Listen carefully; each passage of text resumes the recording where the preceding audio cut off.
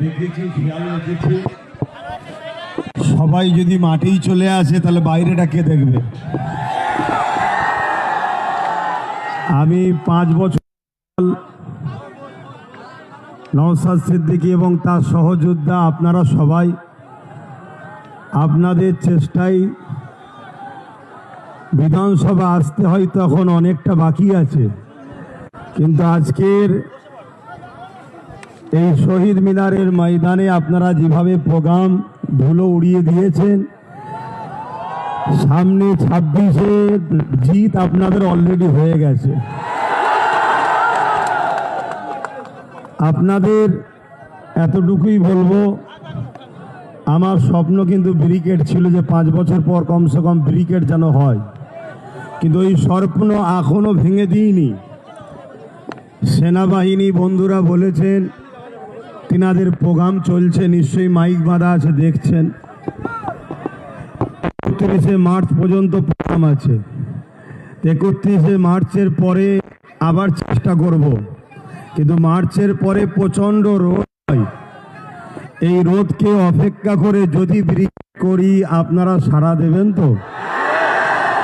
কেন আমার target brigade. কেন রেকর্ড হয়েছে 21-এ, ওই ব্রিগেডের রেকর্ডকে আবার ভাঙবো আমরাই।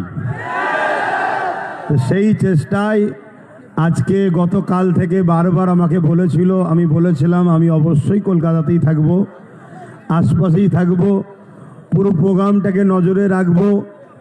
আমি দেখতে চাই যে নওশাদ সহ তার সহযোদ্ধারা 5 বছরে কি করলো, তবে কি করেছে প্রতিটা অলিতে গলিতে কান পাতলে বোঝা যায়। এই বাংলায় বর্তমান বিরোধী শক্তি যদি কেউ থাকে আজকের দিন পর্যন্ত, সেটা হলো আইএসএফ। মিডিয়াতে হয়তো অন্য কাউকে বিরোধী শক্তি বানানো হয়, কেন রাজ্য সরকার বলেছিলেন তো বিজেপিকে ফন্ডে নিয়ে এসে লড়বো, তাই বিজেপিকে বিরোধী হিসাবে দেখানো হয়, কিন্তু হাকিকাতে বিরোধী বিজেপি নয়। তাই এ সরকারের পতনের পরে যে গভর্নমেন্টটাই বাংলায় হবে সেই গভর্নমেন্টটার নাম হলো আইএসএফ। আপনারা যে শক্তিতে যে মজবুতে দাঁড়িয়ে আছেন, আমি এতটুকু বলতে পারি এই শক্তি এই মজবুতে আর একটু যদি বিশ্বাসের সাথে ঐক্যবদ্ধ হয়ে আর একটুখানি যদি চাপ বাড়াতে পারেন, তাহলে আগামী দিন কিন্তু আপনাদের হাতেই বাংলা আসছে। তো যাক, আমি আপনাদের এই প্রোগ্রাম দেখেছি, সবই খুব ভালো লেগেছে। আপনারা এভাবে এগিয়ে যান। আমার সর্বদিক দিয়ে সহযোগিতা দোয়া আপনাদের সাথে ছিল, আছে, থাকবে। আমরা ভারতীয়, ভিক্ষা নয়, অধিকার চাই। আমরা ভারতীয়, কোনো সংবিধান ছাড়া কোনো দাদা দিদির কথা মানি না।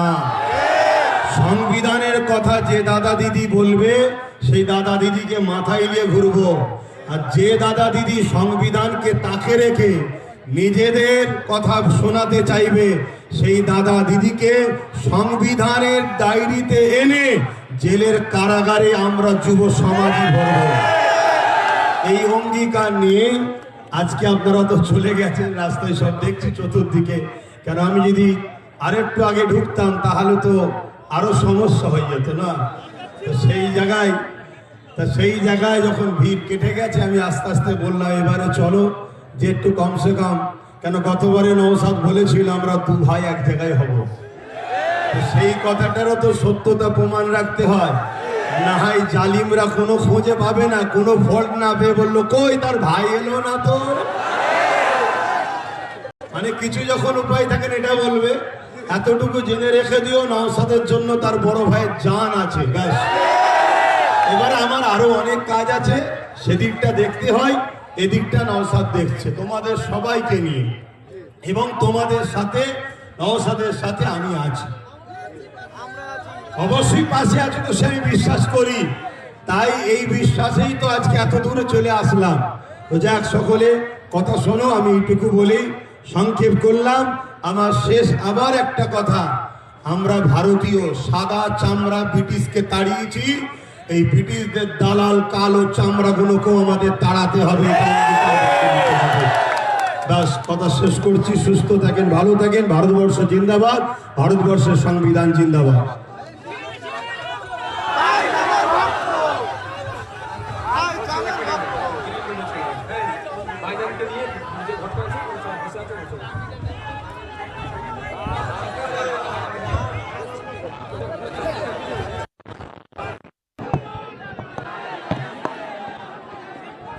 একেবারে দেখতে পাচ্ছেন